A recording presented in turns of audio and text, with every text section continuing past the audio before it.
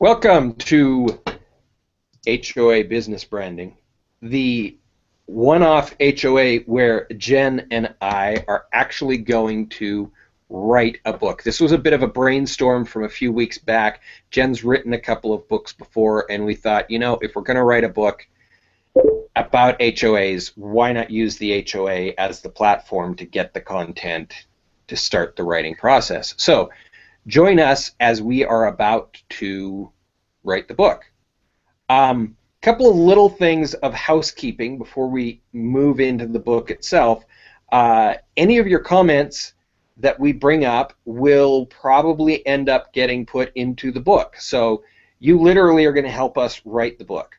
After the show is over, but before we close down and move into the green room, we're going to invite you all to join us here, and you'll be able to kind of give your testimonial. You know how at the back of a book you've got the little testimonial section there, and all these people have pre-read the book? Well, you've basically pre-read the first section of the book today. So if you have some comments on how the information is helpful to you and your business, and how the book's content might be helpful to you and your business, then that's an opportunity to get your name in the back cover of our book.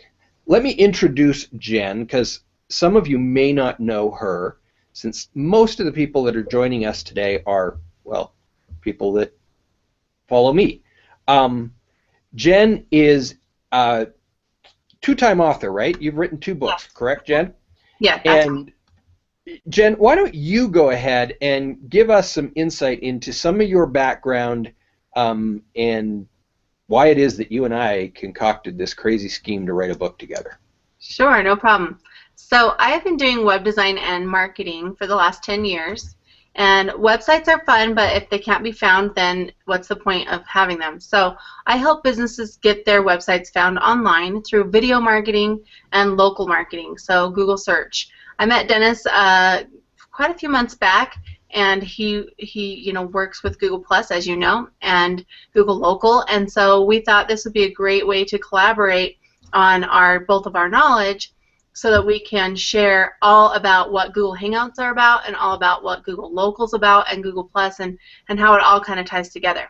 Of course, that all ties in with YouTube, which I've been doing for the last 10 years, is video marketing, and video is huge. YouTube's #2 search engine. So, that's kind of my background. I've written 2 books. One book is with Dan Kennedy. It is called Stand Apart, and it's about experts who just share their knowledge with you, and my chapter is about the 5 tips of internet marketing for your local business. And my second book is just a small book. You can get it on Amazon, and it is called Video Marketing for Professionals. And that book talks more about the top 10 things you should do when you're posting videos, or how to do videos, and that sort of thing. So it's great. I have a couple other books lined up for this year, and of course this one with Dennis. We're going to be diving right into how to brand your business through Google Hangouts and through Google Plus, and how you can brand yourself using the tools that are available to you through Google. So I don't know what questions you have for me, though. That's kind of the preface of who I am. Good deal. Now, I need some feedback. I had my main computer gave me problems just before we went live on this show, and I had to switch over to the computer that I'm talking to you from right now at like 3 minutes before we were supposed to go live. I am not completely certain if, in fact, I am in control of who's seeing what. So please, in the comments, if you're watching, let me know, is the camera, in fact, switching back and forth between Jenn and I, or am I completely out of control here? Which would be par for the course. Okay, sorry. Housekeeping done. Preface to the book. Jenn and I were sitting down to breakfast, and we were talking about how things work together, and Jenn was explaining the process she had gone through for writing her previous books. And that process included recording the content, then doing an edit, then doing a polish up of it, and then adding extra content, stories, pictures, graphs, those kinds of things to back up the data that was in the book. And it sounded like something you could do with a live Hangout on Air. And that's how we came up with the idea of getting together, using a live Hangout on Air to write a book about Hangouts on Air. I think the first thing that we need to talk about, though, the first question at hand is, what is a Hangout on Air? Because if we're going to write a book about Hangouts on Air, well, you got to know the basics, what it is, what it isn't, and why you would even care. Well, and it's pretty funny because when I first was talking to Dennis, he said, well, I'm a professional HOA. I do professional HOAs for businesses, and I help them with Google+. And I'm like, okay, so he's like with real estate and homeowners associations. I don't really understand what the heck he's talking about. And then when he let me know it's a Hangout on Air, I was like, oh, okay, I get it now. Like, I do Hangouts all the time. So, yeah. So this was great. So yeah, what is a Google Hangout? What is a Hangout on Air? And why do we want to use them? And does it cost money? What is it? Yeah. Well, and that's the subtitle of our book, is literally a joke between the two of us because of that HOA. I always say HOA all the time, and I used to actually be a roofing contractor, so I understand the quandary of homeowners association Hangout on Air confusion, but this is what we call them anyway. So what is an HOA? Well, here's how I like to explain it the first time to people. I go, so have you ever done a Skype call? A video Skype call, one-to-one? People will always say, yeah, usually. Yeah, somebody's done a video Skype call. Or even FaceTime, if they have an Or iPhone. FaceTime. If they're Apple people, they've done FaceTime, okay? So then I say, okay, now imagine with me, if you will, that one-to-one video call is now a 1-to-9 video call. There's 10 people in the conversation, and all of them are able to see each other, and all of them are able to communicate back and forth. And now you can do this with Skype, but every member has to be paying a monthly service fee to do it. Google created the Hangout as a free service about 4 years ago. Yeah. And at first it was just a Skype alternative. That was basically the concept. That was all it was. Now, a Hangout on Air, you've got to imagine another step beyond that. What you're looking at once you've got a Hangout on Air is you're looking at the ability to broadcast that. Now, everyone who's watching right now is already well aware of the ability to broadcast. They can see what we're saying, they can type in the chat feature, and in doing so, they're able to connect with the conversation that is going on. Here, I'm going to actually screen share. In case you're watching this video as a YouTube video after the fact and you don't really understand this, I'm going to screen share a couple of things. First, I'm going to screen share this screen right here. Forgive the fact that we've got infinity screen there. Let's change to Jen.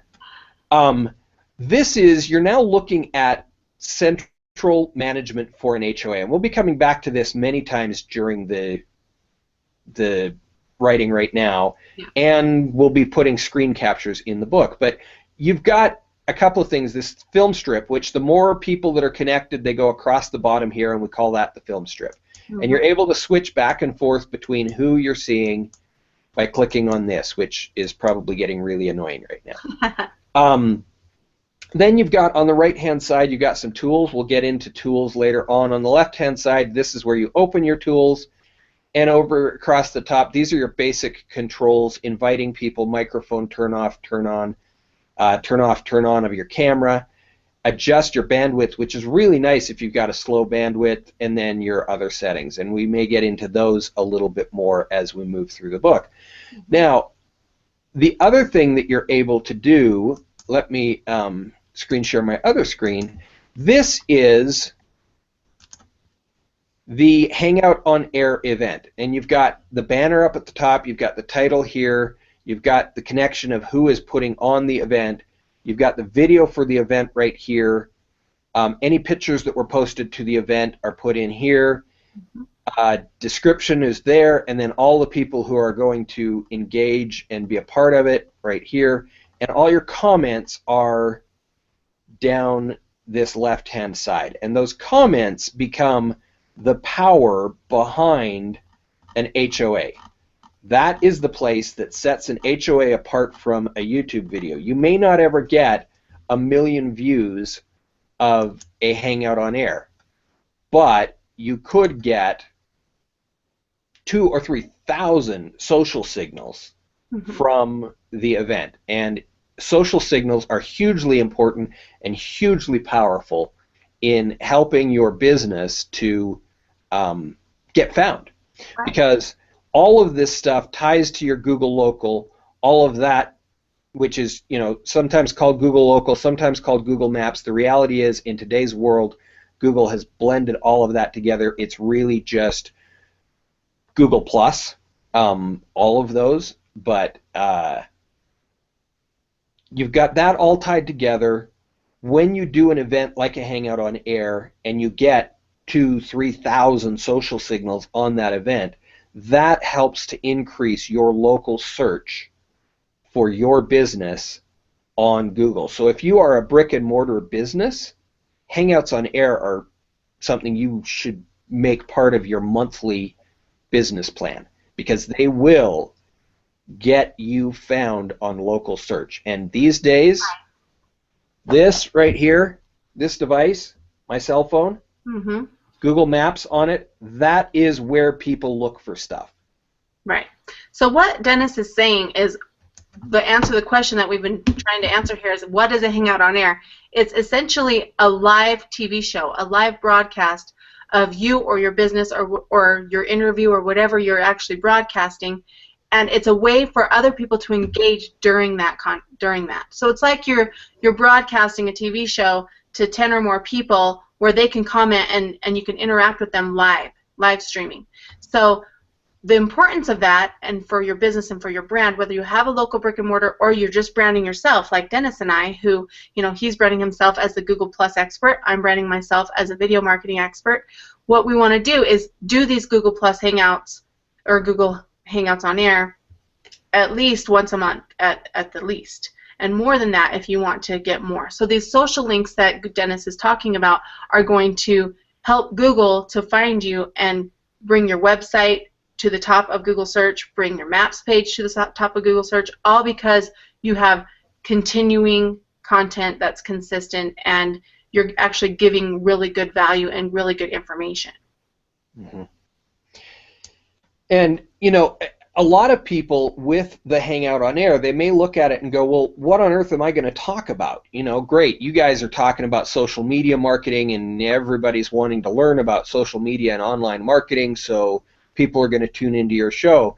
But I own a dry cleaner, and what on earth is anyone going to want to know about a dry cleaner? Okay, well, there's a couple of things to keep in mind if you're planning your HOA, and that is, think creatively, first and foremost. Think creatively. Secondly, though, think about, there's a couple of things you want to include as you're planning your HOA. One, you want to think about, where can I take people that they're not used to going? Now, a dry cleaner?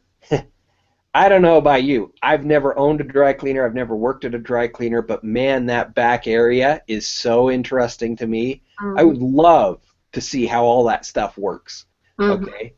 And that creates amazing content for you and for your business that's all keyword rich. It's all, you're talking about dry cleaning and dry cleaning machines and, you know, the process and the chemicals and all the things that people are going to be searching for. Right, and you also want to talk about why you're different than other dry cleaners. So you can be in the back showing, okay, we have this organic process, we do this, or we get blood stains out by doing this, or we do, you know, you have specifics, and then people are more apt to oh, great, okay, well, I'm going to come there because I know you use less water, or I'm going to come there because I know I need to get this stain out that's been there for months, you know. So you Yeah. see why you're different or how you can do it better. And that's all in the creative process when you're in the back, because you are different and you are better than the other guys, right? Yeah, absolutely. You better be, or you might as well just close your doors. Now, the thing that at this point that most people say to me as I'm in a consultation mode and I'm trying to help their business find a good solution for a Hangout on Air is they say, well, okay, that's all fine and good, but if I'm doing a monthly or a weekly show, who's really going to tune in to learn this tidbit about, you know, how we get bloodstains out? Like, you know, who cares? Okay, well, make the show about a little bit more. A segment of the show is this piece about dry cleaning, okay? But make the show about something more than just about dry cleaning. You've got hundreds and hundreds and hundreds of clients, thousands of clients, many of whom either own businesses or they're very interesting people.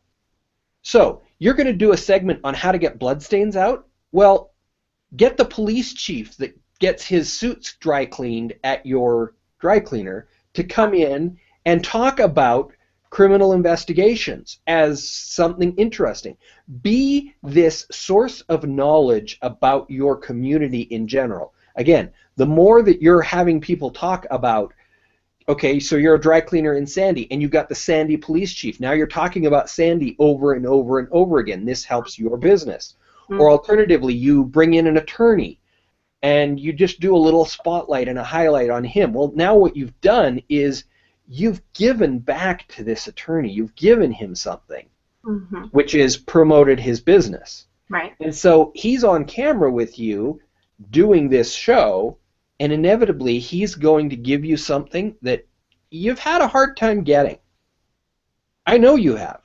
You've wanted them really bad, and you've got the Yelp sticker up on your window, and you ask people every time, please give me a testimonial, and you want to have that testimonial page on your website looking just flush with all sorts of stuff. Well, if you're doing a weekly show and you've got guests coming on and you're talking about their business, every single week those people, without you even asking, will give you a testimonial of your business. That's 52 video testimonials a year. There's power. That's lots of power. And your show's interesting now. It's not just about dry cleaning. It is about dry cleaning, not just about dry cleaning. That's right. And the coolest part, too, about doing all of this is it helps it's all integrated into your Google Plus page or your Google Local page. So this is the purpose of doing it is not just, I mean, of course it's to get more people to know about your business, but it's also to drive traffic to your Google Plus page, and Google sees that you're doing this and all the keywords and everything linked together so that your Google Maps page shows up first. Because I don't know anything about you, but when I'm searching for a dry cleaner or a restaurant or anything, I go to my phone, and the first thing that shows up is Google, and it shows on Google the top 5 map results of what's the closest dry cleaners or the closest place, right? So we want your business to be there, and by doing a Google Hangout and by having your Google local map claimed and all the information filled out, you're going to get found. And people are going to know, like, and trust you because they saw your video on YouTube or they saw your Google Hangout, and they said, hey, look at that. Look at those guys. Look at that testimonial. Look at that sheriff, or look at that attorney that said this or that. So testimonials are huge, and getting people to leave those comments and to capture them on video is even well, it's not the right word, but huger. It's big, huger. Real big. I like huger. It's good. Huger's a great word. Yeah. Okay, so I'm going to pull in a couple of comments here because they've started to come in. First of all, Christine Bowen says, I'm here a few minutes behind. Christine, by the way, speaking of testimonials, fantastic graphic designer, so just putting that out there. And Christine, you just made it as the first person in the book. Thomas, yay! Thomas Grant says, how do you moderate a Hangout? So Thomas, I'm actually not completely certain I understand that question. here's one of the beauties of Hangouts. You asked a question, I need a little more info. So fill me in on what you want, and we will get to that question. But that's one of the things that's so amazing about a Hangout is this is literally a two-way conversation. How cool is that? Yeah, that's way cool. That's way cool. So we talked a lot about what a Hangout is. We talked a lot about the power of search and why Google Hangouts are important with your Google Plus page and your local directories. To touch a little bit more on local directories really quick, Google likes you to be in more than one place. Of course they want you to be on Google, but you want to have local directories in all different directories online. So you want to make sure you fill out all of your information, your name, your address, and your phone number, and your website, and pictures and everything on all the different local directories. So you've got Yahoo Local, Bing Local, Super Pages, Yelp we talked about before, City Search. Those are probably the top 5. There's over 250 different directory listings online. And if you are in a specific niche, like a lawyer or a doctor or a dentist or a contractor, for instance, they have special directories just for those people. But what you want to do is make sure you're on all of them, and that's going to help a lot with getting your Google Maps to the top. So, you know, maybe your Google Local doesn't show up on Google Plus or on Google when you type in your information, but if someone's using Yahoo search, then they're going to find your local. I don't know if that makes sense, but you want to make sure you're on all of them. But for instance, if anyone's typing in your category or type of business plus your city or your state, what they're going to usually find is directory listings. And if you Google that, search that for your own business and your own city, you should see some results of like Yellow Pages or Yelp or City Search. I see a lot of Yelp. I see a lot of sometimes I see Thumbtack. I don't know if you guys have heard of that one. But you want to make sure that you're on those directories that show up on that first page. A lot of times people put in like they say, oh, well, I'm paying DEX, so I should be good. Well, I've never seen DEX on the first page of Google search. I don't know about you, but you might want to just get the free listing on there and don't waste your money. I mean, maybe you do want to be on the top of DEX, and that's what you're paying for, so go ahead and pay them. But if you want to be on the top of Google search, just make sure you're in all of them and not just one. So and how is things like DEX to go do searching? You search on Google. Like, that's where we search. Between Google and YouTube, over 80% of the market is locked down by Google. So, yes, you need to think about the others, but your main focus is keeping the Google gods happy. Exactly. That's so true. So that's my little touch on that. So now we've covered the Hangouts, we've covered local, we've covered why you want to do a Hangout. So should we go on to the tools, Dennis? Yes. I think it's a great time to go on to the tools. Okay. It's interesting that we're starting tools right now. Whoa, I'm getting feedback on your end. Do you? Oh, sorry about that. Is it my mic? Let's see. Yeah, so it's picking back up. Do you have a set of headphones? Quick tip, if you're going to do a Hangout on Air, definitely have your headphones plugged into your computer, because otherwise the speakers can pick up, like you're hearing right now, back through the microphone, and you get this cycling, which can be a little difficult. Yeah, I have some headphones I could go grab real quick, because this mic doesn't seem to be working, huh? Okay, great. So you go grab the headphones. I'm going to mute you so that this stops. Yep. And you'll have to unmute yourself when you get back. Okay, so now the recycling has ended. So anyway, I was saying it's really interesting that we're moving into tools because John Dietrich just checked in. Let me just share that with you. John Dietrich, hello all, great to see everyone. John Dietrich is involved in one of the 3 tools that I plan on talking about in this section right here. He's involved with Nodex, fantastic tool. I use this on a daily basis myself, and that's going to be the 3rd of the tools that we're going to be talking about. The first tool we're going to talk about is Circloscope. Let me share my screen again.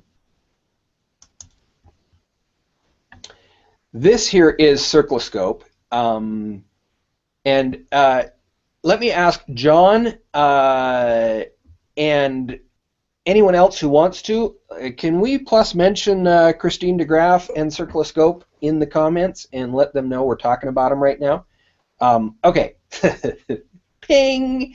All right, so this is Circloscope. This is an amazingly powerful tool. What it allows you to do is, let me just show you something. So I can come here to this event, and I can copy the URL from the event, and then I can come back over to Circloscope, and in the dashboard I've got all these different things that I can do with Circloscope.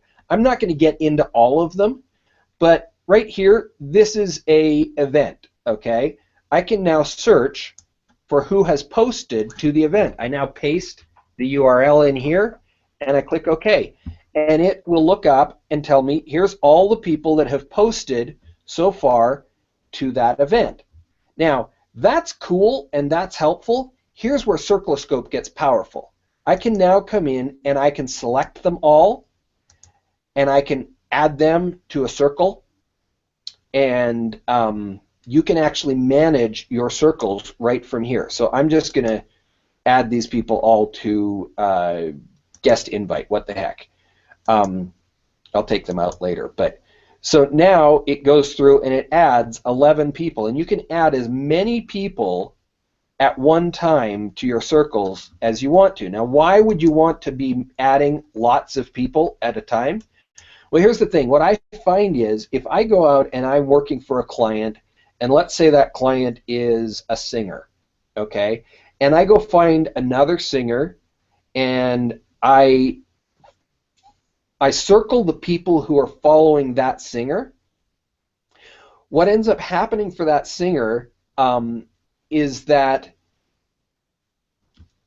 my client, the singer, is they are able to have now, say, 100 new people that they've circled, and these people are into singing.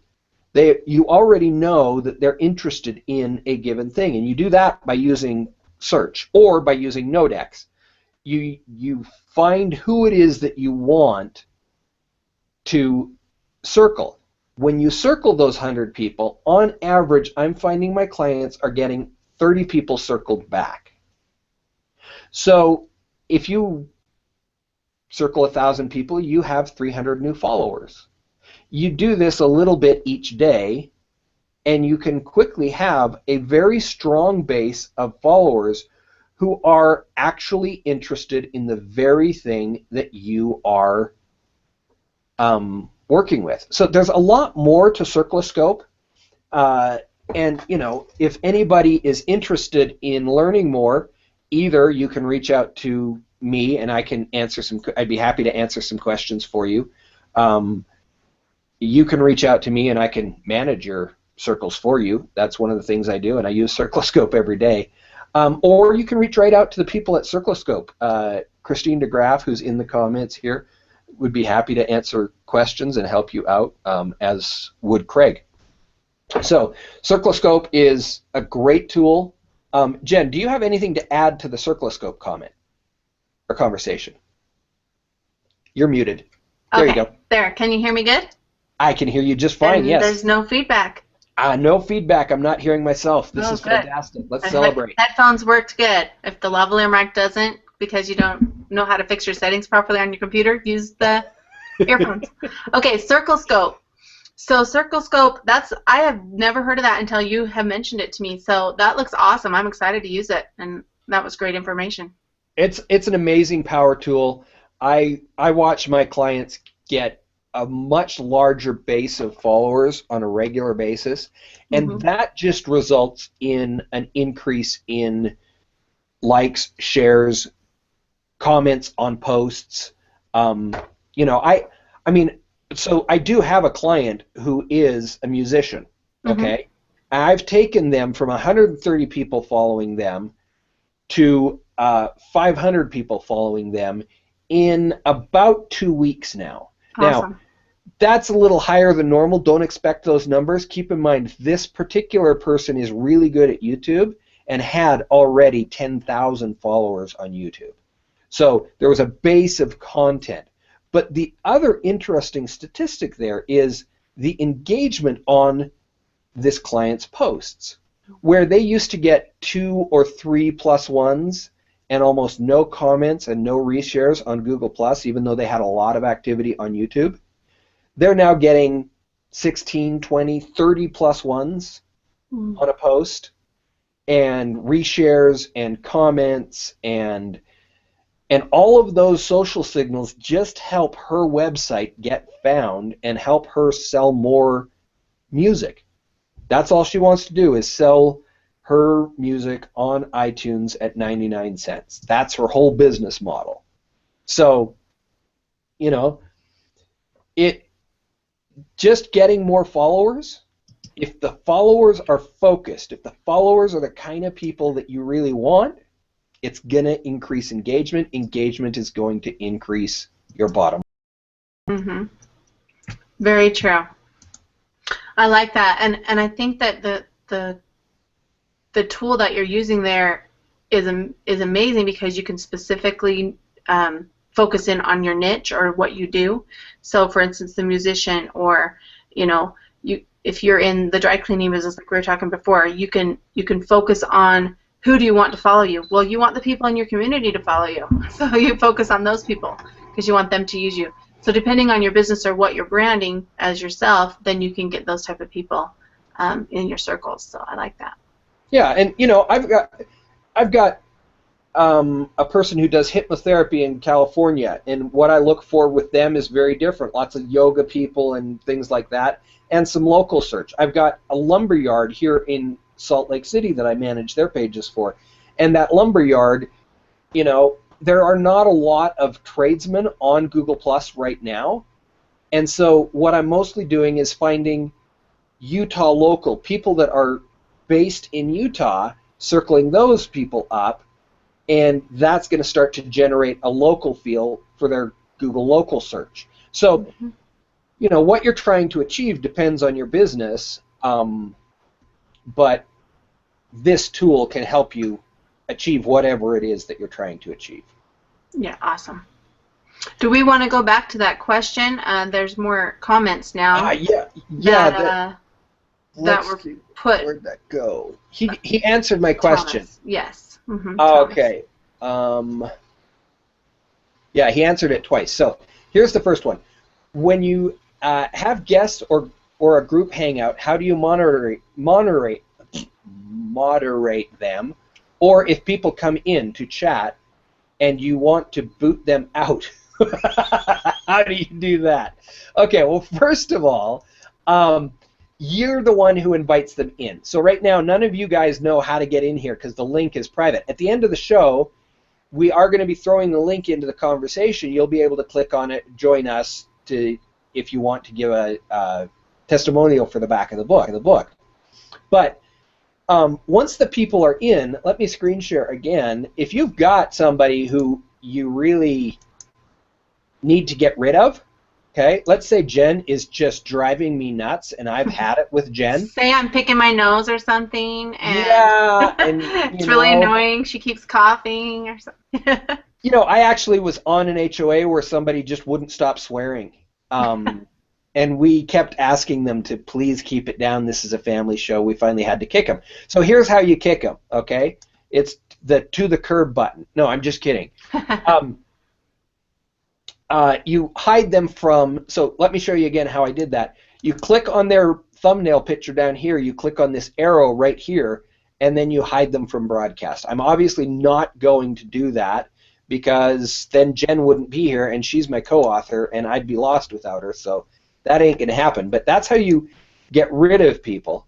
As far as who's on camera, it's just whoever is running, whoever started the HOA, whoever they click on. So you saw me earlier clicking back and forth between Jen and me. That whoever has the white box around them, that's who the world is seeing. So if you're running your HOA, that's how you tell who is up. As far as comments, we will get into Comment Tracker a little later in the book and show you how Comment Tracker works, but that's how you moderate the chat, or it's the easiest, no, it's the most professional way to moderate the chat. When we get into that tool, I am going to cover some of the other ways also to moderate chat. But yeah, that you want to moderate that engagement, because if you are responding to the comments like the ones you've been giving, Thomas, if I respond to those, you feel good, and then you want to give more comments, and social signals are currency today. So you want to keep the people feeling like you care about what they say. The next thing that he added, how do you get people to interact like you chat with me at this present time? And okay, I hadn't read that question yet. I've already answered that question, but that's the trick, is, you know, you just want to remember the audience and engage with the audience, and then they feel cared for. It's like a relationship, okay? Mm-hmm. If you never talk to your wife or your husband, guess what? That relationship's going to deteriorate. Mm-hmm. If you listen to what they say and then respond to the things that are interesting to them, then that relationship is going to flourish. It's the same thing right here on a Hangout on Air. When you're running this show, this is not broadcast media like TV and radio. I'm not talking at you, I'm talking with you. And if you take that stance when you come on here, you will get a lot more comments in the stream of the event. That's very good information. It's definitely not a broadcast where people are just watching you. It's everyone's in here together. We're all talking together. Yeah, exactly. So let's see if you guys have talked to me anymore.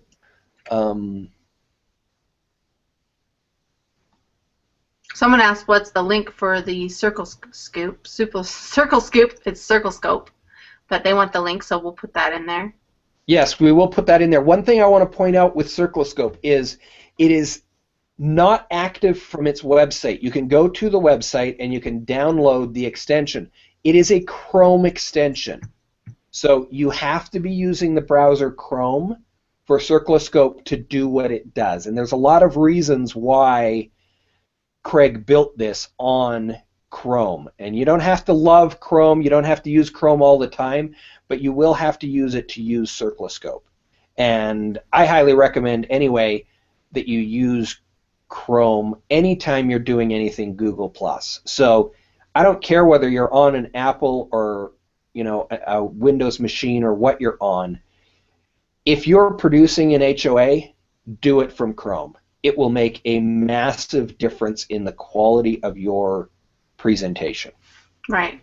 And while we're talking about circles, let's just talk about this for a second. So some of you who don't use Google very often or don't have a Gmail account or something is like, what's this circles and why do I need circles and who's in what circle? So circles are simply people that are following you on Google+. So it's similar to other social medias where they follow you or like you, or Dennis keeps talking about +1. That's just them liking what you're posting. So your circles are your groups. So how Google does it, or how they make it so it's so cool, is you can put people in different circles or different groups. So you have your family circle, your family group. You have your business circle, your business group. You have your, you know, if you have a specific, you know, a book club or different kinds of clubs, you can put these people in different groups. Now there's lots of different ways to use your circles.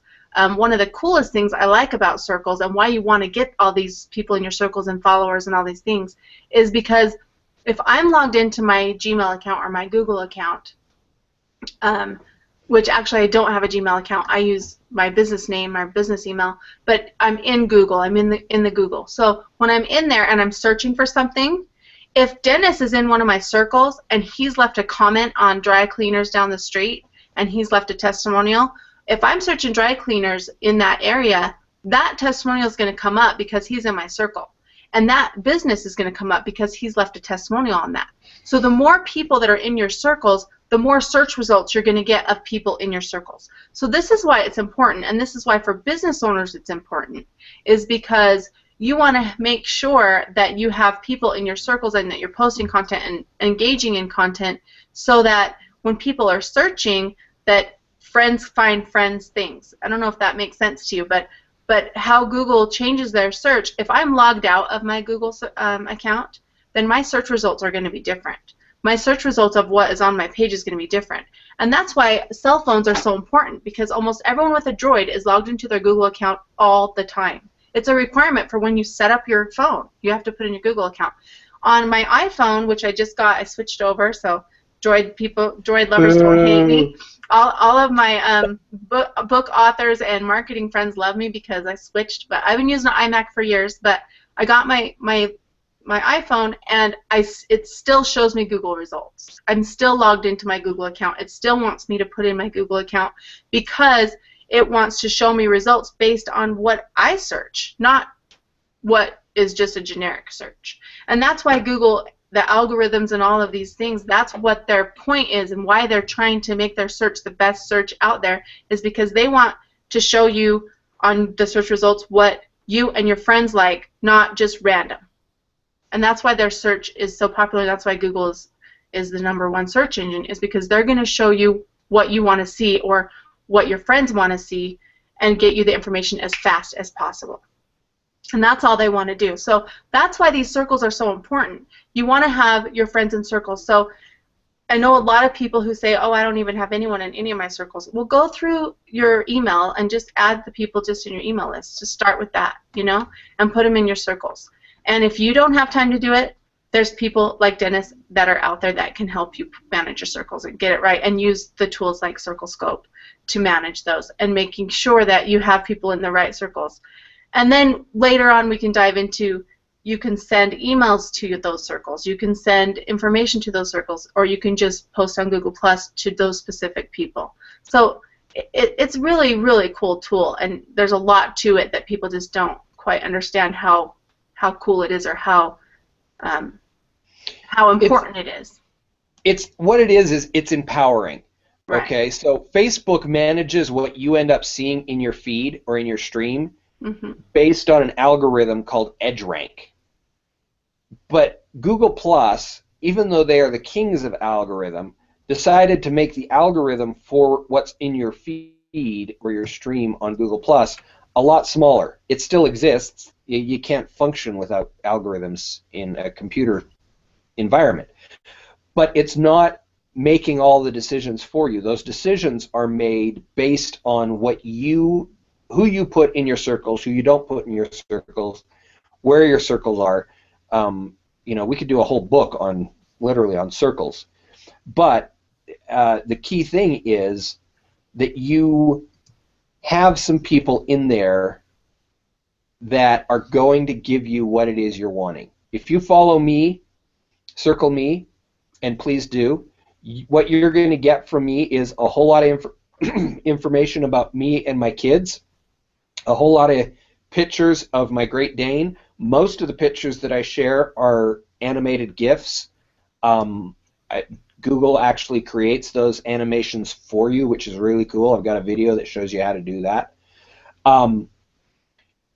And you're going to see some information about the HOAs I produce, HOAs I'm a guest on, some information about Google Plus marketing and YouTube marketing, information about the process of this book as it's going along, and the future books that I will write. So that's the kind of content you're going to see when you're circling me.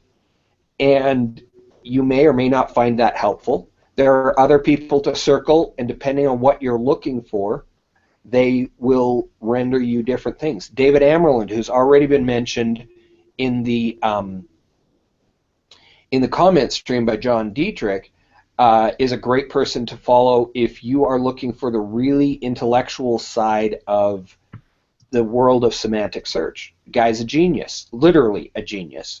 So you better put your thinking cap on, and you better have your thesaurus with you when you start reading his stuff. But, it's great content. So you may find different things from different people. Christine DeGraff just checked in. Hi, Christine. And she is involved in 2 major projects that I know of. One is Circloscope, and the other one is that she's involved in my music Hangout. So she pushes a lot of music content. If you are a music lover, highly recommend that you follow Christine, because you will find some really great musically based people here on the Plus, because she's always sharing the content of those who are into music. So it helps you. Using your circles and putting people in your circles helps you. Very good. All right. Any more you want to comment on the tools, or anything else you want to go into Nodex a little bit, or? Yeah. So there's two other tools that we want to touch on, and we don't have an agenda here on this show. We have an outline, and our goal here is to get the book written in however many shows it can take. We were thinking too, but Jen, I think we're going to be writing a bigger book than your last book. What do you think? Yeah, I think it'll probably be about 5 shows. Yeah, I'm thinking after this show, we're probably about 5 shows. We will be the same time every week until we're done writing, however long that takes. Yeah. So 11:30 next week. I do want to keep working on tools, though. Yes. So let's move into a tool that I don't know how to use to its maximum, but it's a good tool to know about anyway. I'm going to screen share again here, and right here. Okay, the next tool that we're going to talk about is a tool that is called Circle Count. And Circle Count is something that you sign up for, and it runs together with your involvement here on Google+. Let me show you some of the things that it does. I'm going to go into my my stream here, and you'll start to see some of the things that it does. It gives you a lot of information about the people who you are trying to engage with. Wow, my computer's decided to run slow. Okay, so you can come in here, and let's just use this Luciano Cruz guy right here. You can come in and you can click on him, and you get what's called a hover card. Now, the normal hover card would end right after the ad right there, okay? But then Circle Count, when you've signed up for it, gives you all sorts of other information, okay? It gives you their followers, their circle rank, their country rank. So this guy's like, in his country, he's the eighth most followed person. I'm glad I picked him because he's a good example. It also gives you some key numbers, average numbers for their latest posts. How many comments do they get per post? How many shares do they get per post? How many +1s do they get per post? And how many characters there are in the average post? It tells you the country he's from, and then you can actually do some other things, like you can tag him and different stuff like that. This information here is super helpful because you can now go, okay, this guy is going to help me with my circloscope. So I want to follow this guy, and then you can copy and paste his URL right here, and you can start to engage around some of the stuff that he is engaged around. That's one thing that Circloscope does, Circle Count. Another thing that Circle Count does, do you see here in the posts, I've got some extra things here. I've got FC, RC, and SC, okay? So I've found a post that I really like for whatever reason, and these are put in here because I've signed up for Circle Count, which is free. These are in there and allow me to do certain things. I can add this to my favorite posts on Circle Count. That means I can create a list of posts I want to go back and read later. It's really a handy, hey, I'm too busy to get into this post. I especially use this for David Amerlin's posts because they're so heady, I have to be in the right space to read them. Another place is you can check out the ripples for this post. What are ripples? Well, this is, oh, look at this. Is this cool stuff or what? This is who has engaged and reshared, and this is the history of that post. And these are all, and I can zoom in and I can see who's engaged with them, and all sorts of cool information can be had from that. And then the last one here is you can share, add shared circles to Circle Count. Now, I'm not a big fan of shared circles, so I'm not going to really cover that a whole lot. It's a personal opinion thing. I think there's better ways of gaining a following. Circloscope, for example, to me is a much better and more effective way of gaining a following. So Um, that's the basics there on Circle Count. Easy thing to download. Just go to circlecount.com, and it just puts a thing links something into your Google Plus. I don't know how it does it. It's technically way above my head, but it's really powerful. And as Sheila Dubois says, love Circle Count. So yeah, great tool. Awesome. It looks great. I think I better go at it now. I just left a comment because I don't have Circle Count, so I better go at it. Yeah. I've always been more of a Facebook person than a Google Plus person because I do post on Google Plus, but I'm usually just sharing my videos that I create for my clients and sharing my videos that I make for myself and maybe commenting on those. So this will be a great tool for me. This is awesome. Yeah, it gives you a lot of key information. There's more information that you can get. You can go to the website, and it's not a Chrome extension on the website, and you can get even more information. Unbelievably powerful. Something that I need to learn more about is the power that exists there. So now it's time to talk about Nodex. I'm going to screen share again, and John, I hope I don't destroy your product here as I do this, but Nodex is spelled a little bit interesting. It's NOD3X.com. Okay? Now, Nodex has a free service and a paid service. The free service is free to anyone who has a Google Plus page. And you sign in right here. It's really nice. I sign in through my Google Plus. I don't have to put in my password. It's quick and easy.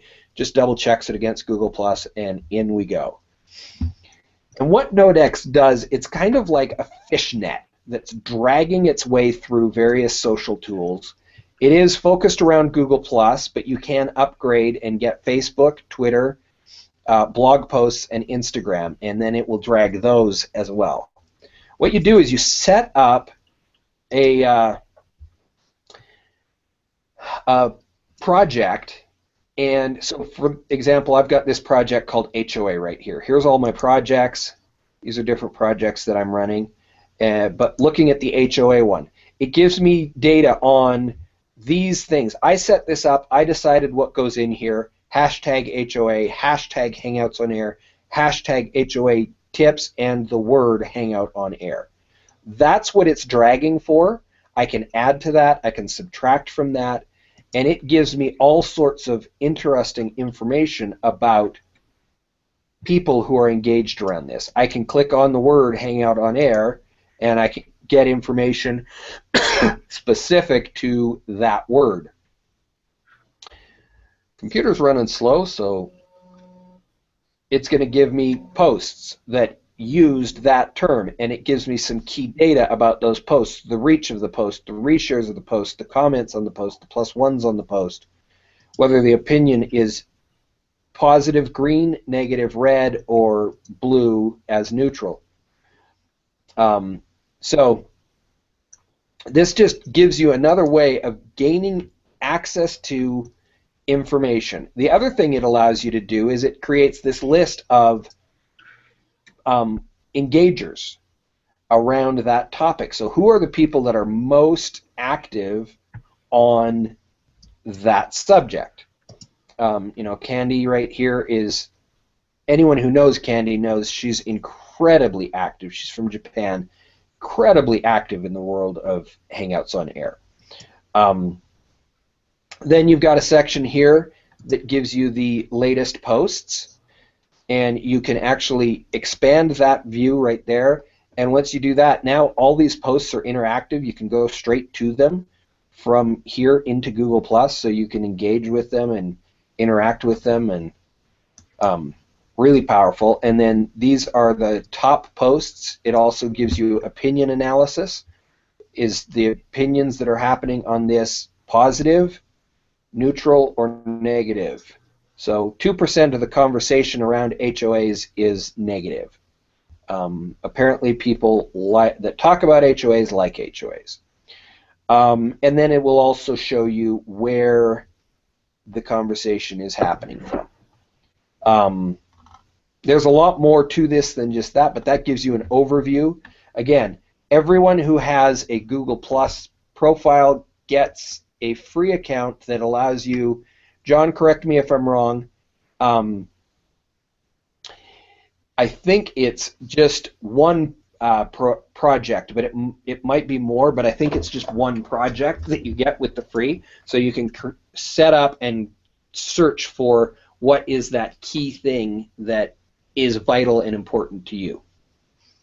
So it's just a tool for gathering information. It's not just gathering Google Plus information, though that is its focus, but it will gather info on the whole web. And this can help you improve engagement in myriads of ways.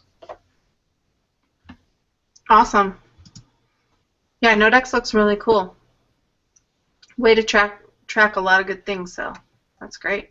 Yeah, it's really great. So, okay, Sheila, not surprising, she's coming in here with Google Plus is better for your EdgeRank. Facebook cannot do that for you. You can also pin a post that you want folks to see when you visit your profile.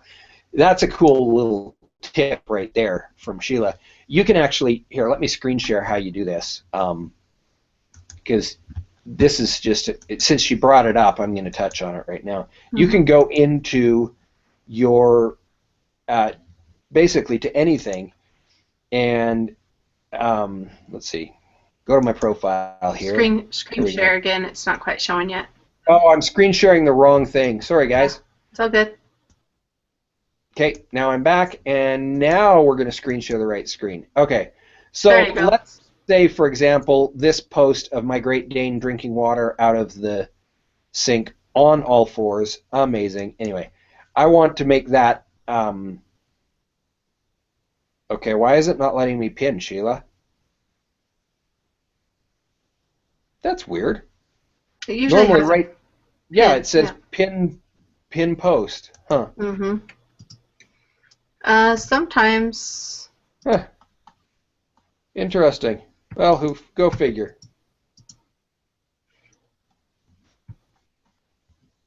Let's see if I can do it on mine. Yeah, mine's right above edit post, pin post, delete post, link to post. So yeah, usually it's just right there at the top, pin post. Yeah. And what that does is it allows you to have a post that is always at the top of your conversation. For some reason, it's not working right now for me. Yeah, that's for you, weird. I don't know why it's not, but it does work, and it's there, so. Yeah, and it's pretty cool. It's not something that you would use all the time, but you may have one post that is really vital to you. I'm thinking of creating a post that I'm planning on pinning, and the post that I want to create is going to be a kind of a one single post where I'm going to put all of my how-to videos.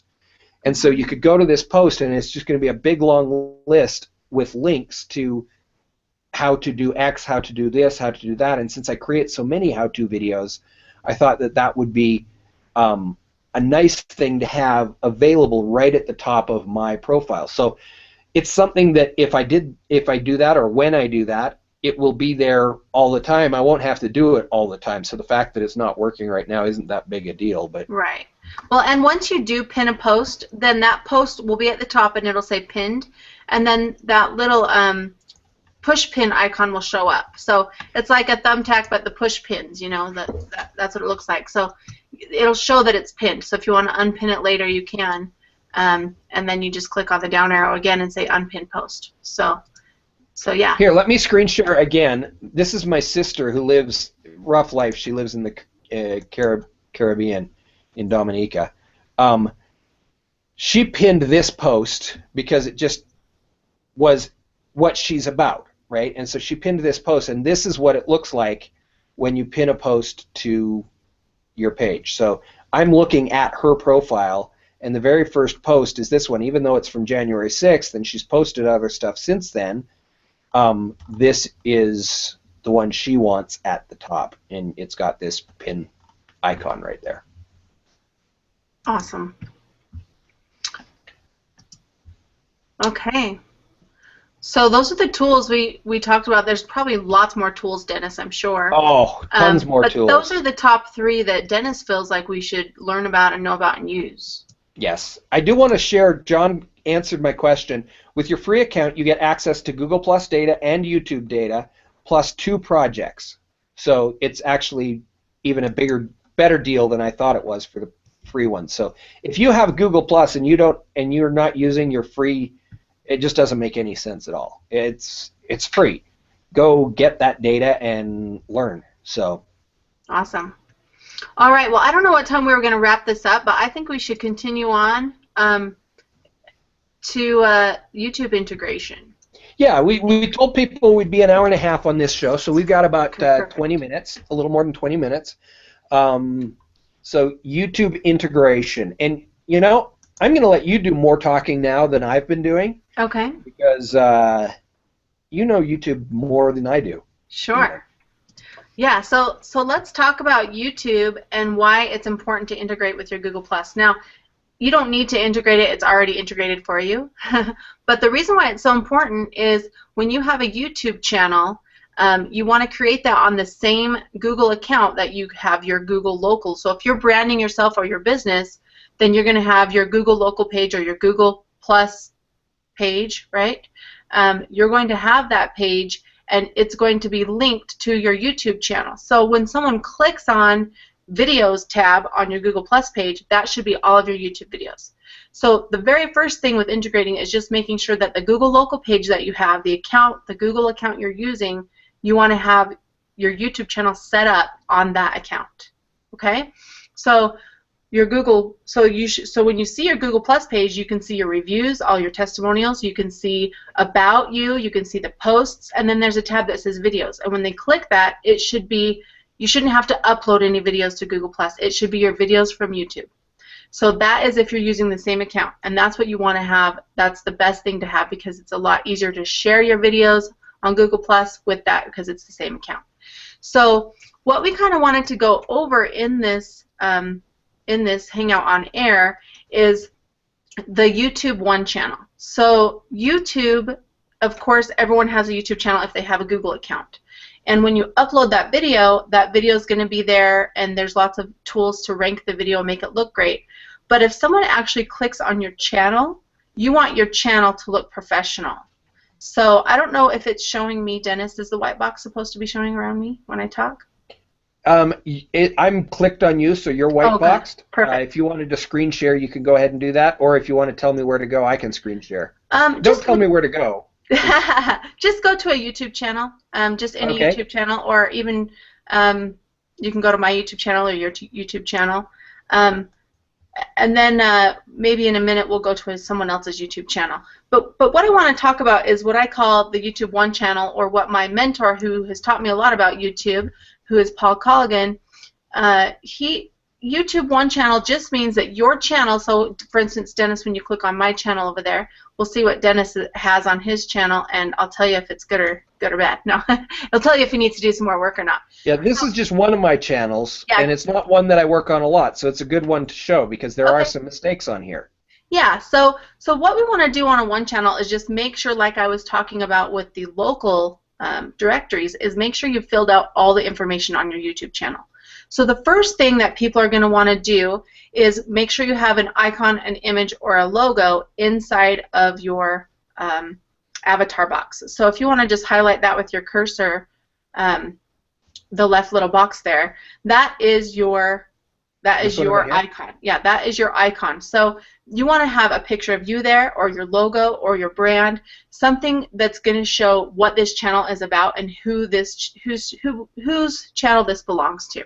So if you're branding yourself, you want a great image of yourself, a good headshot of yourself. If you're branding your business, you can have a picture of your business, your picture of your logo, a picture of your actual front of your store, something that represents your business. So you want to make sure you have that. Now that is also going to be your Google Plus profile image. So it's going to be the same on Google Plus as it is on YouTube. So now the next... And one thing that's interesting, if you go to change it right here, it actually kicks you... This is managed on the Google Plus side. So if I try and change this icon, it actually kicks me over to Google Plus to do that. That's right. So it's going to move. It's going to move you back over to Google Plus because they want you to be the same. They're integrated, right? They want you to have the same image branded on Google Plus as YouTube because they're like one. So you definitely want to have the same image there. So go back over it takes you over here, and then you get to select your photo. So it's right. And you can upload it from your computer. You can have one that you've already selected, but you definitely want it to brand yourself. Okay. So the next thing is going to be the YouTube cover photo. So that is like your header of your YouTube channel. So you can edit that there with the pencil on the right. And what you want to make sure with that is the reason why they have this and why they changed YouTube a couple years ago to edit the channel art or the YouTube channel art is it is going to look good. Where do people watch YouTube anyways? I watch YouTube on my tablet. I watch YouTube on my phone. I watch YouTube on my TV if it's a smart TV. We watch YouTube on a desktop. We watch YouTube everywhere, right? So we want it to look, your channel to look good everywhere. So when you edit that channel art, you want to make sure you have chosen something that brands yourself, but you also want to make sure the image is big enough. Now, Dennis, go ahead and click edit again. It wants you to have an image it's huge. So if you don't have Photoshop, you're going to have somebody make this for you. So they tell you recommended channel art size is 2560 by 1440, and they're talking about pixels here. So it's a pretty big photo. And when you do select the photo, can you just go to your photos, Dennis, and just click even the same one, or just click cancel and then click on the tab that says your photos. So we have upload photos, your photos, and gallery. Okay. So you can click on even the same channel art you had before, and then say select. Now look at there. It tells you your channel art is going to look a bit different on all different devices. So on the desktop device, it's going to look kind of cut, like kind of cropped a little bit. So if you have a logo, for instance, within your channel art, you want that logo to be within that spot. On a TV, it's going to show the whole image. That's why it's such a huge image, because most TVs are pretty big. And then mobile on a phone, it's going to be a little bit smaller. It's just going to be that cropped image again. So you can adjust the crop to your channel art to make it look great across all devices. So you just want to make sure you have great channel art. And when I come across a YouTube channel where they have great videos and really good information and content, and then I click on their channel and I say, well, they don't even have channel art. To me, that just looks like they're not professional, they're not in business, or they don't really know what's going on. So you want to make sure you have some sort of channel art. And if you don't have time to create something nice or a big image like this, you can always temporarily choose the gallery photos, which, Dennis, if you want to click on gallery, the gallery photos are YouTube's preset galleries, and they change them every so often, and there's different ones in there. So you can choose one of those as a temporary, just to show that you have optimized your channel, you have finished out putting information in your channel. So you definitely want to make sure those two images, your profile image and your YouTube channel art, are really nice and that they brand to you. So you can go ahead and push cancel on that, Dennis. And then the next thing we want to talk about is the link. So right now on Dennis's channel, the Bandwidth Hangout On Air, he has a little icon on the bottom right of his channel art that says Google+. Now that's going to go to his Google+ profile page, and that's automatically linked. You don't have to add that. But what if we have other links? What if we want people to follow us on Facebook, or go to our website, or go to Twitter, or some other social media? So you want to edit that, so click on the pencil on the top right and say edit links. Now here, Dennis can add, he's branding this channel, which is the Bandwidth On Air, so he would add more links. So you can say add there, and you can add more links. Maybe he has a Facebook page for it. Maybe he has a Twitter feed for it. Maybe he has just a website that he wants people to go to. So he can type in whatever he wants the title to be, and then the URL, and it'll be linked there. So it's just another place for people to go and find more of you, right? So also on this page, when you're editing this, you see on the top of the links you have channel description and email for business inquiries. So you want to make sure you fill these out so that your channel has a description. You want to have a description on your channel so that if someone is searching for your keywords, or they find your channel within the search results, they see your channel icon and then they see a description of who you are, what you do, and why they should visit your channel, right?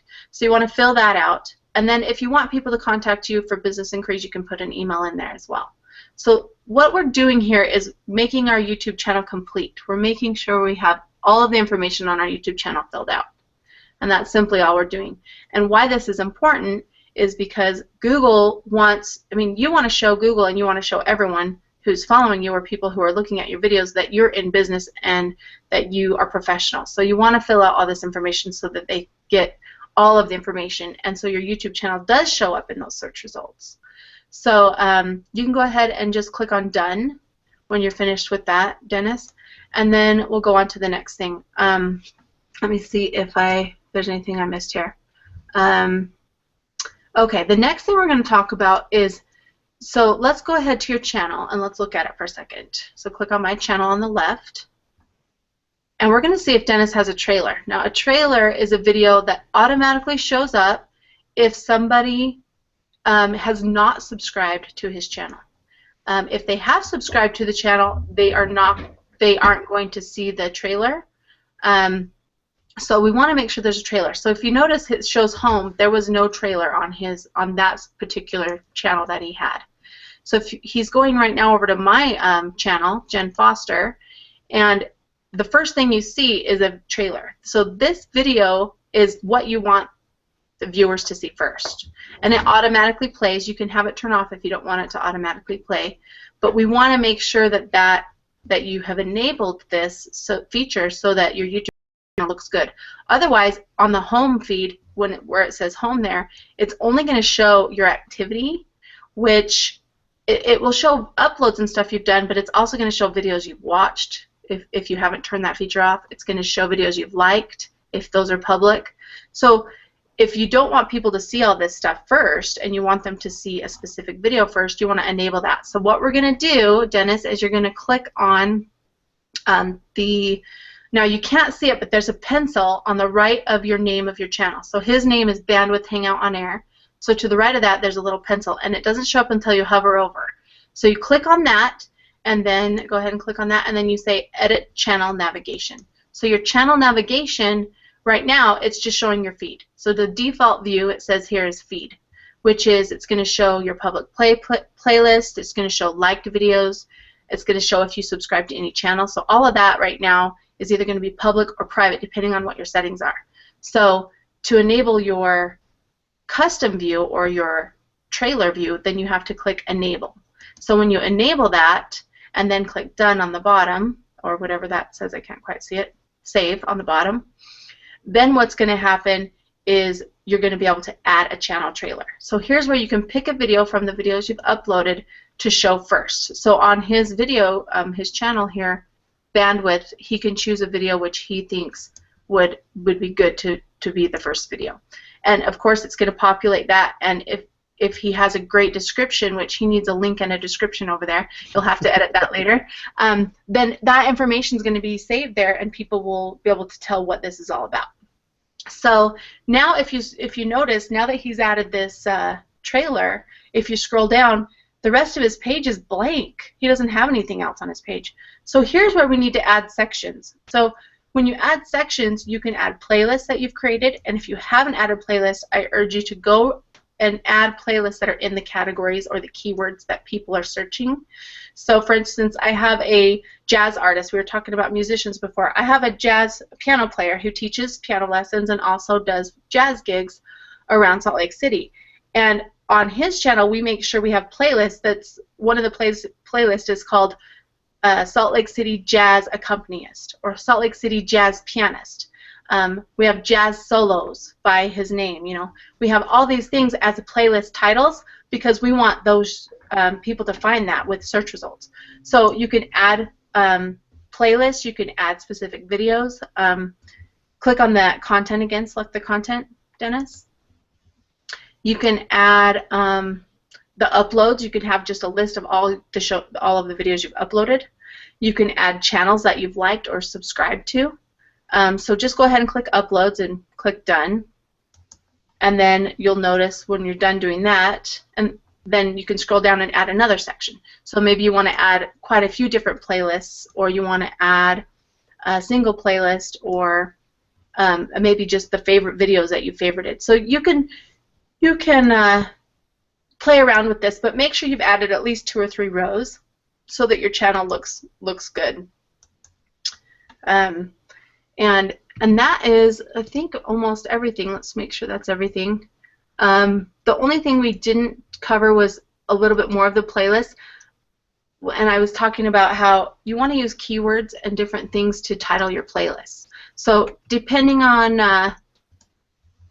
you know what your niche is and what your keywords are, you want to use those keywords as your playlist titles, and that will help when people are searching on YouTube or searching on Google for your videos to show up. So looking at the comments here, a few people have commented. Someone posted a picture of their YouTube art. Yes, Chandra Higgins. So I don't know if you want to show that on a screen share, if you can show that or not, Dennis, but that's kind of cool. I'm doing that. I'm getting there. But we were talking. This is totally Chandra's personality, by the way. Oh, cool. So we were talking a little bit about Google search and YouTube search. So when we title our videos with our keywords, so keyword loaded titles on our videos, and in our description we add that type of SEO, I call it, search engine optimization, then people are going to find stuff. So yeah, so a bubbly girl, Chandra, has great channel art. So good job, Chandra. That looks awesome. So that kind of covers the YouTube One channel. You just want to make sure that your YouTube channel looks good, and you want to make sure you filled out all the information that YouTube's asking you to fill out. And in that, we didn't quite cover settings, but you do want to look at your settings and say, do I want all the likes that I like on YouTube to be public or private? Do I want the subscriptions I subscribe to be public or private? And depending on your brand or depending on what your channel is, you might want them public. You know, I mean, if you're a business, you want everything public because you want to like other businesses like you, or you want to like businesses that would be using you if you're a B2B, or, you know, that type of thing. So you definitely want to be doing that. So I think that's the end of what I have for YouTube. I don't know if there's any questions, or if you have any questions, Dennis. I don't think so, and we've timed this perfectly. I'm going to go ahead and throw the link into the comments for the event. And anyone who wants to join in and make a comment, we're going to be recording the statements you guys make about the content we've covered so far and using those as the testimonials in the book. So here is the link if you want to join live right now in the film strip. I know Sheila has stepped out. Hopefully we can get her on another one. She did give us a good review there. Chandra, would love to see you. Thomas Grant, John Dietrich, I'd love to have a testimonial about Nodex if you're around. Ray. So any of you guys that want to join in, it's now open for you. And great. I'll share that on my profile as well.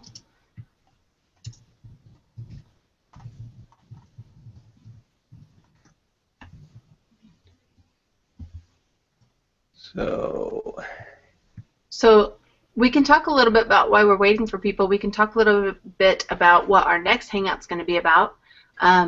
We have in our outline a couple more things we're going to dive into and get more real hands-on. So Dennis, you want to talk a little bit about that while we're waiting for some people to come in? Yeah, so we're going to talk about some of the tools that you use to manage Hangouts. This is where Thomas is going to get the answers he wanted to the comment tracker. We're going to talk about how some apps don't work and why that is the case. Basically, this is the biggest beta test that the world has ever seen. We're going to talk about Toolbox, Google Effects, Control Room, Screen Share, Comment Tracker, Capture App, Cameraman App, and then we're going to talk about the bad apps. Boo. Yeah, boo. Boo. Question and answer app, Showcase app. Not a fan of those. So that's what we're going to cover as far as some of the apps. Then we're also going to be covering some of the basic setup stuff for a Hangout on Air. Sound, microphones, how to use soundboards, light, camera, different things like that. Looks like we got John joining us. Google Effects, Control Room, Screen Share, Comment Tracker, Capture App. John, you're playing back through. Bad apps. Boo. Yeah, boo. Boo. Question and answer. All right, there we go. So, Perfect. perfect. So that's as far as our outline is currently. I know we've got more things that we will be covering, but next week we will be on at 11:30 to cover at least those subjects. And of course, put in the comment box if you have certain specifics you want to learn about Google Hangouts On Air, or about YouTube specifically, or even about local search, and we can include those in our next sessions as well. Absolutely, we would love to hear about that, and we will be putting up the event for next week this afternoon. So there will be a link. You can just write your comments and questions right in that. Okay, so it's time to get to testimonials for the book. I'm super excited. We're breaking new ground here, and it's fun to have two of my good friends joining us. So, John, you jumped in first, so I'm going to go ahead and let you be the first one to, say your thoughts about the content we've covered so far, and take it away, my friend. Thanks so much. This is, like you said, you're breaking new ground. This is a very unique idea you guys have, and I think it's going off very well. I mentioned in the comments engagement broadcasting, and I feel like you guys really are leveraging that in a very helpful way. I mean, the audience is clear. Look at all the comments. People are back and forth, and you're interacting, and you're highlighting the comments. The technology here is incredible, and you guys are showcasing it very well. So just that as a comment, I feel like is standing out to me. Then you mentioned some tools. Tools are like, it's one of my favorite things about Google Plus is some of the tools that are available for its use. I've heard the analogy between using tools and not using tools on Google Plus is kind of like flying an airplane with instruments or without instruments at night. So obviously you're going to want instruments, right? To really fly it well, you need instruments. Yep. And tools like Circloscope and Circle Count and Nodex really provide those instruments in a way that Google Plus just doesn't. It's not intended to do that. But if you really want to get into a topic for a client, for yourself, a trend you're interested in, using these tools is an incredibly powerful resource available to you. Nodex particularly, that's the tool that I represent, allows you to track a topic or a trend quickly and easily. Like you mentioned that we have free accounts. You get 2 free accounts. You're tracking Hangouts on Air and topics related to that. And that's one of the great things about the tool is you can kind of get a bird's eye view of the conversation going around this topic that you're interested in without having to use the Google search tools, which are oddly a little bit limited on the Google Plus. Yeah, that's one of the weird things. The Google search on Google Plus is not good. It's very limited. It is funny. It's oddly limited. Anyway, that's a complete conversation we could have. You could probably write a book on that. But what Nodex allows you to do is get kind of like a social stream, but very targeted to the topic that's of most interest to you. So you'll be surfacing the top conversations, the top posts that are going on in this topic that you're interested in. And then you can export the people who have engaged on those posts over into Circloscope. And the combination of those two tools working together is, as you found, extraordinarily powerful, because you're surfacing these top posts and you're circling them, the people who have engaged these top posts. You're basically quickly and easily developing an audience who is very interested in what you're saying, which is amazingly powerful. I love it. So anyway. Yeah. Thank you, John. Thank you very much. We appreciate that. And, yeah, thank you. I don't know about you, Jen, but some of the stuff that he said, I think we're just going to need, once it's transcribed, cut and paste and put it back as a microsection within the section on Nodex, because definitely that was good stuff he just put up. Yeah, that was great. So do we have to call him a co-author if we do that? I'm not sure. Nope. But we can definitely mention him in the comments. Well, take all the credit. I'm just here helping out. We will quote you, John. We will quote you. We will quote you. All right, Chandra, Yeah. Wow, as always, you've got really interesting overlays going on. I love the stuff you do. You're a riot. I like I'm all about the fun, and you know what? I'm just now getting to know Jen Foster here, and she seems like I'm just a newbie at listening to Jen Foster. Okay, so from the perspective of a person that has just met Jen Foster and listening to her for the first time, her voice is very pleasant on the ears for me, and so. Oh, thank you.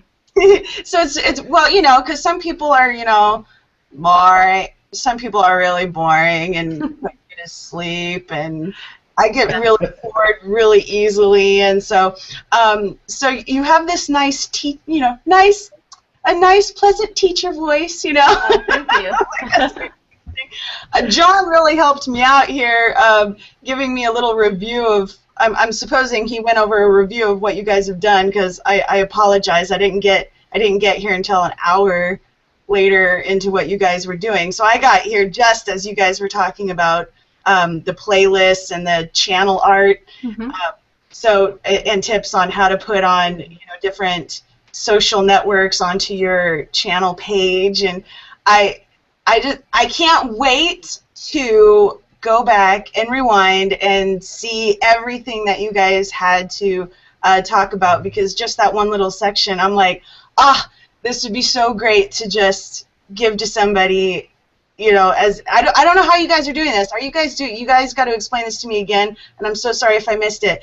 Are you guys like sharing this in segments, splitting it up? I know you guys are putting it into a book. What are you guys doing with the video part of it? I feel bad. Well, we didn't really explain what we're doing with the video part of it, but yeah, we're writing a book with the content that we're sharing here.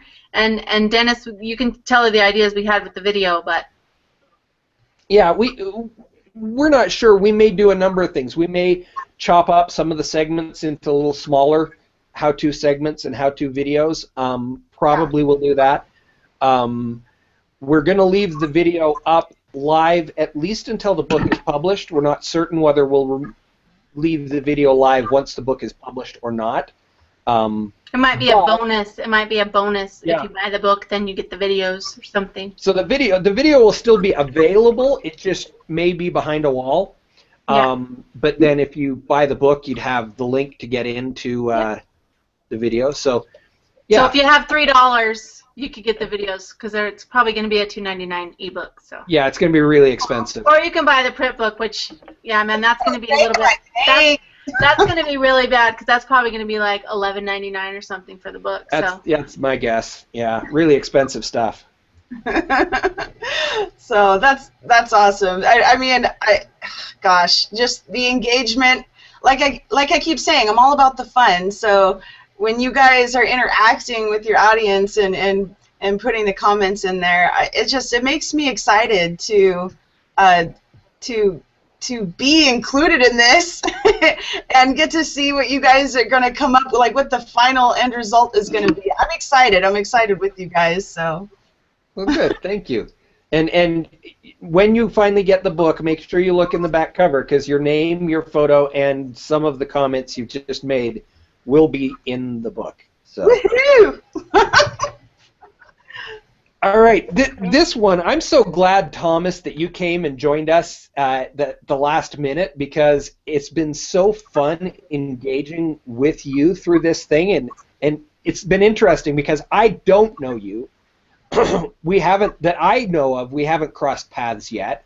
If we have, forgive me for not realizing that we had crossed paths, but I have gotten to know you in the last hour, and if there is anything that is a true definition of why I say HOAs are so powerful, it's the fact that you and I have created somewhat of a getting to know each other while I was live broadcasting and you were in the comments, and we've never even spoken. So I'm excited to get to speak with you.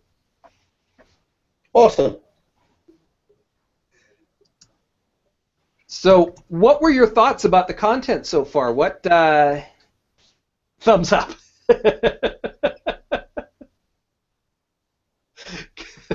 He liked it. He must not have a mic, because we can't hear him. Oh, do Can you you not hear have a me or mic? not? Oh, there we go. Can you hear me or not? Yeah. Where are you? Australia. Australia. Awesome. Awesome. The Aussie gives it 2 thumbs up, mate. You know. Yeah. I'm sorry, Sean, that was I really love your overlay. How did you do that? Oh, fun stuff in my little paint.net program.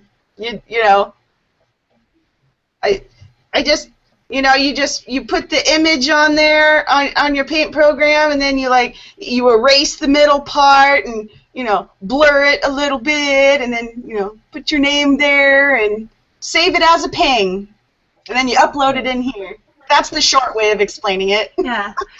So Thomas, we're going to cover that in our next session probably and go over some more of the tools on the Google Effects and what you can do inside the Hangout. But yeah, she's added an overlay, or what you can call a lower third, which is the bottom part of your video. I know how to do all that.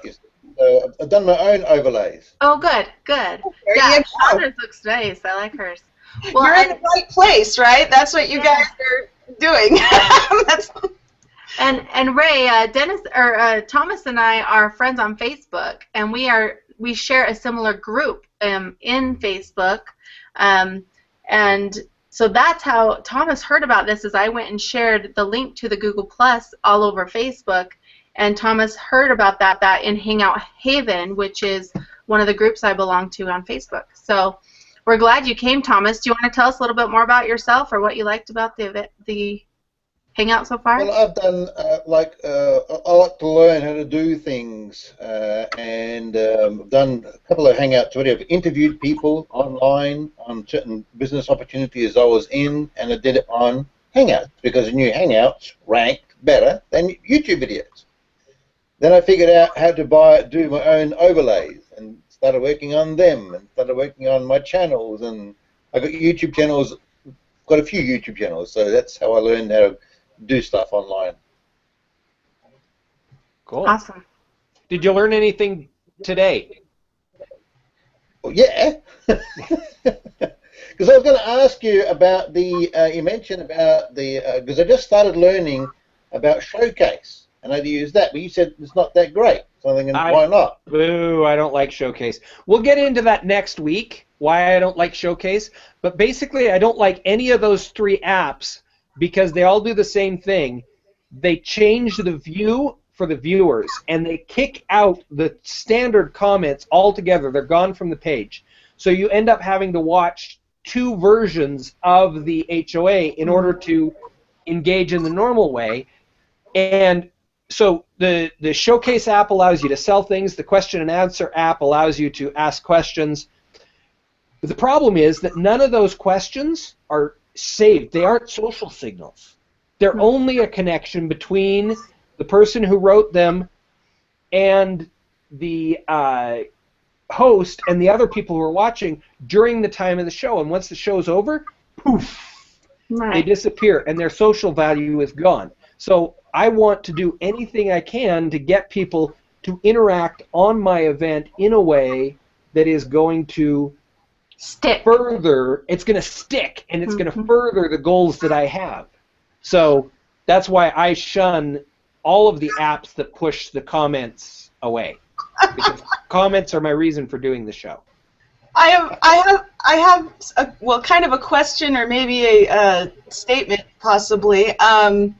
I agree with you with the reason why you hate them, because I hate how I like them, but I hate them at the same time, because I like what their purpose is trying to do. I just don't like it for the same reasons why you just said. But at the same time, I don't think the questions completely poof and disappear, because when you go back and click play on it yourself and open it up, to that big old page we don't like, you'll be able to see the questions that way, and click on the questions, and as long as the host clicked on the question before they answered it, it should serve as a timestamp. Yeah. Yeah. The thing, I'm not sure about all of the details of how it's programmed. The thing is that a comment inside of your YouTube or inside of your Hangout on Air is actually completely and utterly its own URL. Google assigns that comment its own URL, and that means that its social value and its power is much better. As I look at the question and answer app, or the whatever, any of those three apps, as I look at those, it looks to me like that is one piece of content, and that there is just a massive diminish in the power, and it puts off a lot of people. So people see those come up, and they immediately will turn around and not join in the conversation. Right. And so, it doesn't make any sense to me. What they do is fabulous. They're very powerful. I don't understand why on earth they can't be a small square on the right-hand side, leaving the comments the way they are. Just like the area where there's the picture of the producer or the pictures from the show or the description, those little boxes on the right-hand side, great. If those apps could run in those boxes, I'd run all of them on each show. I bet you would too. Okay, developers, are you watching? Are you listening? Yeah. Your programming gone. Get it right. Get it right. Because when you eliminate my comments, I'm going to hate your app all day long. You're not going to create an app that is going to make me like it if you eliminate my comments. Yeah. Yep. Mm-hmm. True dat. True dat. And that's the case for the audience, too. Because the audience feels disconnected. The reason we love Hangouts on Air is the connection. And those apps create a disconnection. And the audience... I think you can use Comment Wrangler or the Comment Tracker tool to pull up comments on the screen while you're using... That's what James Gearsley does. Well, that's what I've been doing. I can do this right here. I'm using Comment Tracker right now. Comment Tracker, good. Question and answer, bad. I don't particularly like the Q&A one, but I do like the one that allows you to overlay links on the side so that when you're talking about these topics, people can see them while watching. And I know that still gets rid of the comments, but if you're using Comment Tracker 2, you can kind of have the best of both worlds, I would hope.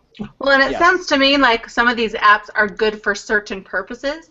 Like Showcase might be a good purpose for like a webinar type hangout, but the type of Google Hangout that Dennis is talking about, it sounds like those apps aren't that good for that type. So I think maybe we have to look at what the apps are, what the purpose is, and why you want to use the app. Because, like you said, if it's for social engagement and it's for connecting, then yeah, probably not very good to use them. Another thing I like about, I mean, I know we hate the question and answer app thingy, but well, okay, look, I like all the apps. I just don't like it. I just don't like them for the same reasons that Dennis doesn't like them. So one of the things I like about them, that is about the question and answer app, that it's a shame that it's not the way it's supposed to be, I like the part where if the audience likes a particular question that somebody asked and everybody pluses it, I like how the question and answer app pushes that question up to the top, so that way when there's not much time to answer questions, at least the question that most people want to get answered for sure gets answered, because that's, that gets pushed up to the top with the question and answer app. And I really like that about the app. I just, it's not being utilized because it sucks with how where it's at. It interferes with a key element of what Hangouts on Air are, and there's no point to interfere with that. That being said, isn't this awesome what's happening right now? Like, what's happening right now is we're engaging and connecting, and we didn't plan this, it just happened. So that's why Google Hangouts are so awesome, and why if you're branding your business or branding yourself, doing a Google Hangout like this and having a question and answer session at the end, or having conversation at the end, really engages people and really puts you on the map. So I think it's great. It's awesome. Yeah, and what's interesting is our viewership has started going up, It went down when all three of you joined in, and now we're getting viewers back. Like, what? This isn't the show. We're just having fun now. Yeah. So, hi, whoever's out there, please tell us who's still watching. This is kind of cool that you're here. Yeah, it's great. All right. Really great.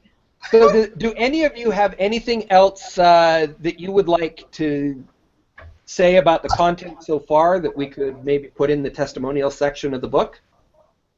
If not, we'll close down. Not yet. I mean, can I? I mean, I can't. I wouldn't be able to say it in video right now, obviously. But if I have some, I mean, But I'll put what I have to say in the comment stream later after I watch it. We will be taking this both from the comment stream. I can say. Yeah, go ahead. That's freaking awesome information. Awesome. Love it. Whoa, highlight it. Thanks, Thomas. Freaking awesome information. That's a good one. Thank you very much, Thomas. Appreciate that. Well, I'll give my 2 cents. I mean, I'm super excited. I'm gonna go add Circle Scope and that other thing that we talked about because I don't have it. Free tools. Yeah, there you go. Yeah. I gotta go add those and fix my Google Plus profile a little bit better because I do like searching and I do have a lot of people in my circles, but I'm sure there's a lot that aren't in there yet. So. Yeah, one of the things we didn't talk about that Circle Scope can also help you do is manage your circle. So every now and again, I'll go in and I'll look at who I have circled that's not following me and uncircle them. So, that way... Yeah, clean up your circles. Yeah, clean up your circles, and you can do it, again, en masse, which is just fantastic. It's really powerful. Yeah. Yeah, but I think I mentioned in the comments about when I was showing other multi-level marketing opportunities, they draw these circles on the whiteboard, and so there's you, and there's another one you, and there's another you. Yeah. Yeah, there's ripples on this one. You can actually see all the way down. Yeah. Awesome. All right. Well, thank you, everybody, so much. We are going to be back at 11:30 next week. 11:32. 11:32. Because the DUCE is producing the show. I was wondering What time is that in Australia? Yeah, that's the reason why, is because my last name is DUCE. So every show I produce starts at 2 minutes after whatever it starts at. So We will see you What time then. would that be in Australia, though? I what are have you, no idea. I think are you 14 hours or 16 hours ahead of us? We are 1:16 Wednesday afternoon. Oh, I'm Mountain Time. Yeah, 1:16 Wednesday afternoon right now. What time is it for you there? 6:45 a.m. And you're On Thursday morning, right? So, Yeah. Okay. so he is 14, roughly 15 and a half hours ahead of us. So 14. if you want the lotto numbers for today, let me know. I'm not very good at math. You know what? Here, Thomas, here's what I will do. When I create the event, I will put your time in the description. Perfect. Thank you. It will it'll automatically show in his time if he clicks to that he will attend the event. It will display in his time. Yes, it will, but I'm going to go the extra step, and I'm going to put it in the description, and I'm going to plus mention you. Sir. That's Part of so, that engagement thing. that's so sweet. Awesome. Hey guys, I gotta run. Thanks a lot. Okay. Thank Yeah, you so thanks. much. See you See you later, guys John. later. See ya. Have a great Bye-bye. day, everyone. We'll talk to Thank you. y'all next week. Bye-bye. Bye. Bye-bye.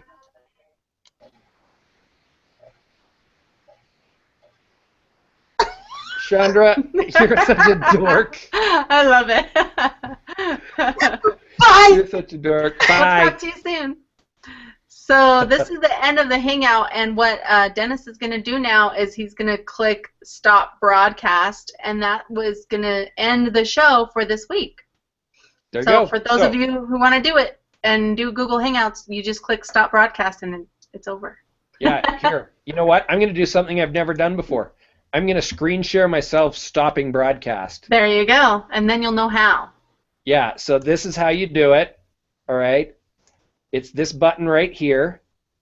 and you just go like this, and as soon as I do this, it will stop the broadcast. Awesome. We'll see y'all next week. Bye-bye.